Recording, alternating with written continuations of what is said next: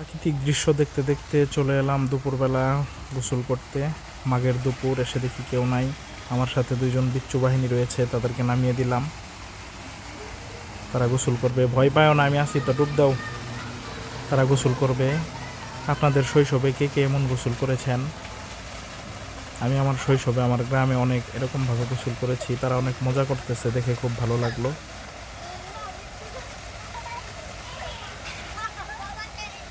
খুবই ভালো লাগতেছে তাদের গোসল করা দেখে। আমার শৈশবের কথা মনে পড়ে গেল। গ্রামের সুন্দর প্রাকৃতিক দৃশ্যের সাথে খুবই অসাধারণ পরিবেশ গোসল করার। তারা গোসল করতেছে মনের সুখে। বেশি গোসল করা যাবে না, ঠান্ডা লাগবে, তাড়াতাড়ি শেষ করা। সুন্দর প্রাকৃতিক দৃশ্য, রাস্তার দুই ধারে গাছ, এক পাশে রয়েছে তাল গাছ, পাশে একটি পুকুর, তার পাশেই আমাদের গ্রামের ভাষায় বলে মেশিন ঘর।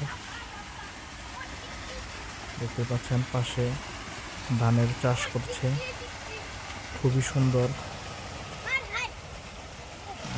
ঠিক আছে, তো আজকের মতো ভিডিওটা এখানেই শেষ করছি। সবাই ভালো থাকেন, আল্লাহ হাফেজ।